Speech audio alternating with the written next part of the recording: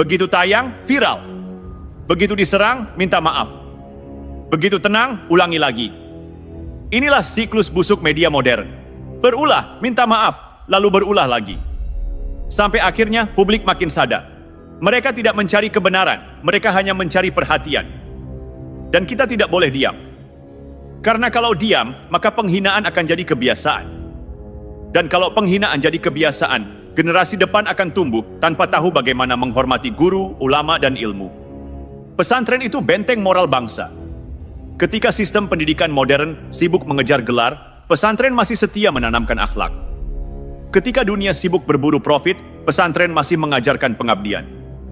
Dan ketika media kehilangan arah, pesantren tetap teguh jadi kompas nilai.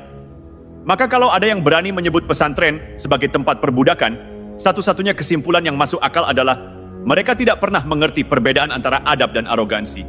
Mam, maka wajar kalau hari ini suara itu bergemuruh. Jangan main-main dengan Lirboyo. Karena ini bukan sekadar pondok, ini pusat peradaban, tempat lahirnya ribuan ulama yang menjaga Indonesia dari kerusakan moral, dari ambruknya akhlak, dari kegelapan pemikiran yang hari ini justru disebarkan oleh media yang katanya berpendidikan. Ironi bukan? Mereka yang mengaku punya kamera dan panggung justru gelap dalam cara berpikir.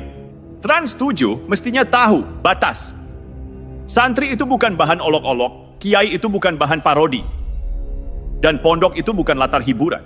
Karena di balik sarung yang mereka ledek, ada sejarah perjuangan. Ada darah dan air mata orang-orang yang menjaga agama dan negara. Tapi mungkin mereka tak pernah tahu karena terlalu sibuk mengejar rating, bukan kebenaran. Bayangkan, kalau generasi hari ini meniru gaya Trans 7, menertawakan hal yang sakral, menjadikan ilmu dan akhlak sebagai komedi. Apa jadinya bangsa ini?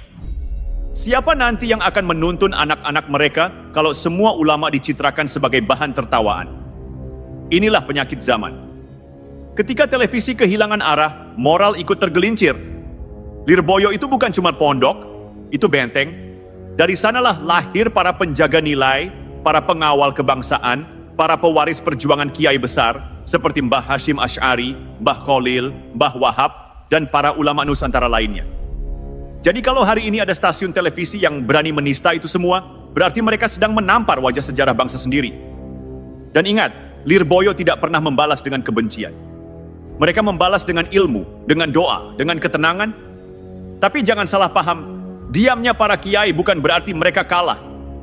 Diam itu sikap orang besar, bukan karena takut, tapi karena sedang menahan gelombang marah yang bisa meluluh lantakkan.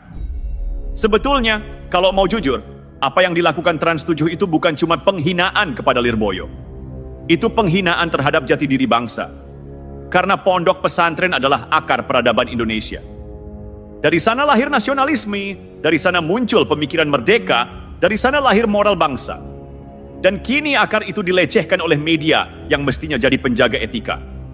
Ironi tingkat tinggi, jadi kita tak perlu marah dengan teriak-teriak. Cukup tunjukkan siapa yang benar-benar beradab. Lirboyo akan tetap jadi cahaya, sementara mereka yang menistakan akan tenggelam dalam kegelapan nama mereka sendiri. Karena siapapun yang berani menghina kiai, cepat atau lambat akan dipermalukan oleh sejarah. Dan sejarah itu punya cara paling elegan untuk membungkam, bukan dengan makian tapi dengan bukti. Bukti bahwa santri bukan objek tertawaan. Santri adalah subjek peradaban. Bahwa kiai bukan bahan olok-olok, tapi guru bangsa. Bahwa pondok bukan simbol kemunduran, tapi pusat kemajuan spiritual dan moral yang tak bisa ditandingi oleh kemegahan studio manapun. Trans 7 mungkin punya kamera, tapi Lirboyo punya cahaya. Dan cahaya itu, sekali bersinar, tak bisa dipadamkan oleh siapapun.